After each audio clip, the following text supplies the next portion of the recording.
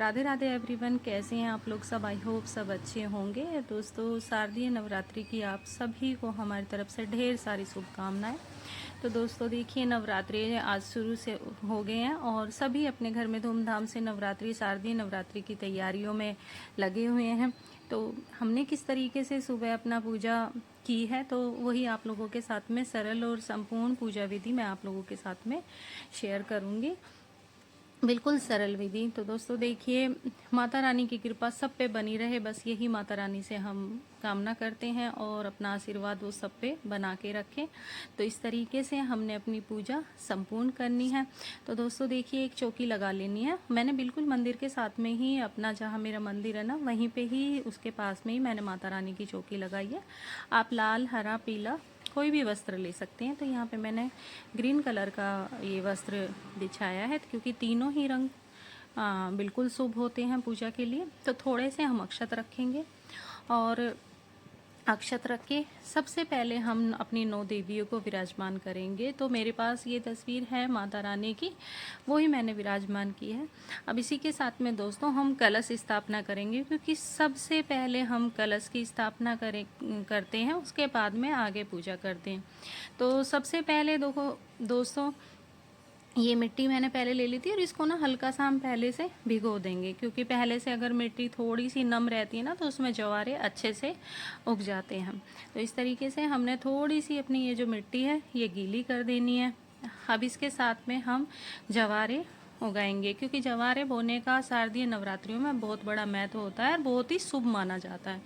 तो आप प्लेट वगैरह भी ले सकते हैं, थाली वगैरह भी ले सकते हैं, लेकिन अगर मिट्टी का आपको ये मिल जाए तो मिट्टी का ही पात्र हम लेंगे। तो अब इसके बाद में दोस्तों थोड़ी सी हम, जैसे कि बिल्कुल बारीक वाली मिट्टी होती है ना, वो जवारे के ऊपर से थोड़े से डाल देंगे।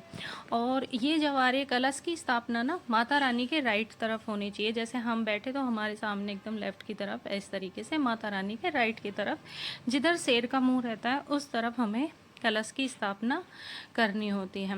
तो अब हम वस्त्र स्वरूप, पहले जो हमने मिट्टी का ये पात्र लिया है जिसमें जवारे उगाए हैं, उसमें हम वस्त्र स्वरूप ये कलावा बांधेंगे इस तरीके से, और फिर इसमें हम तिलक लगाएंगे। तिलक हमने दोस्तों 9 लगाने हैं, या फिर आप डेली भी, जैसे एक एक, जैसे कि फर्स्ट नवरात्रा, दूसरा नवरात्रा, तो उस तरीके से डेली भी एक एक तिलक लगा सकते हैं। लेकिन जवारे उग जाते हैं ना, तो थोड़ी दिक्कत होती है, तो उस तरीके से हम पहले ही दिन अपना 9 तिलक कर देते हैं।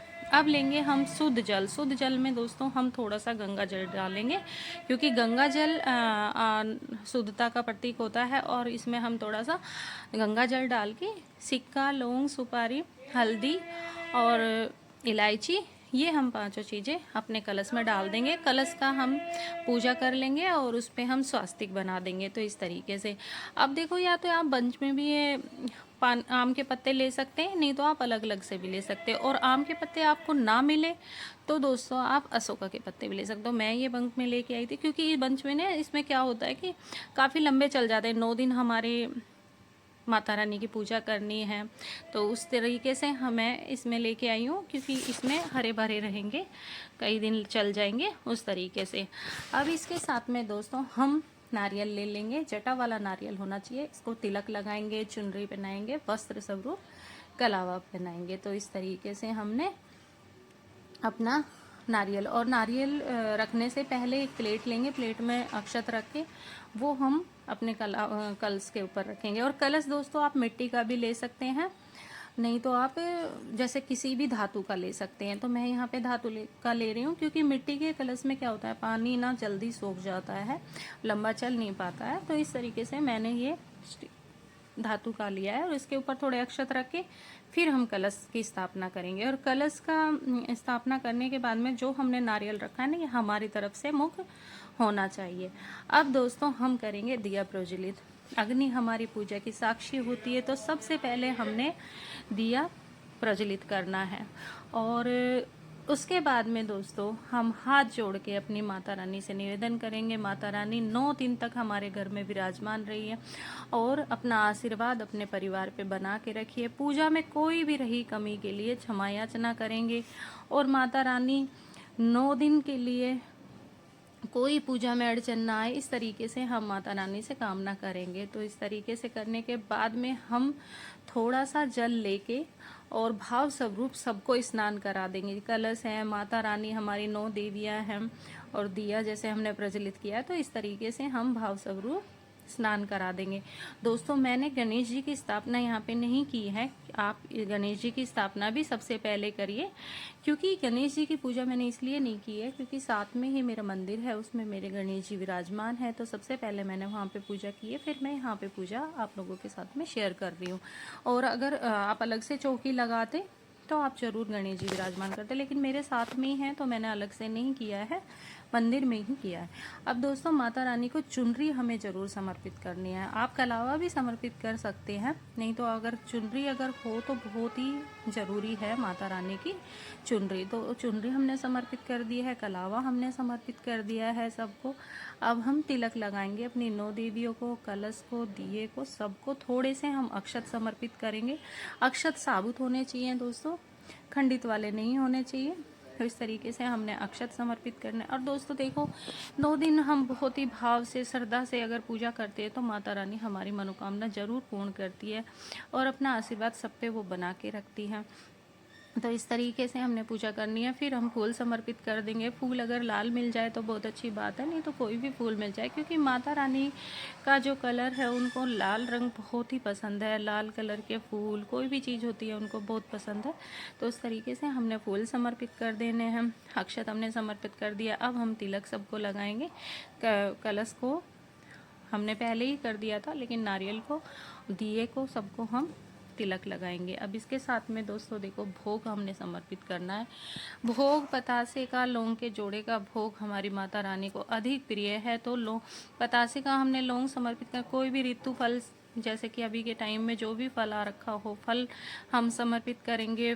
ड्राई फ्रूट्स हम समर्पित कर सकते हैं, जो भी आपकी इच्छा हो, जिस तरीके से हमें फल समर्पित करना है।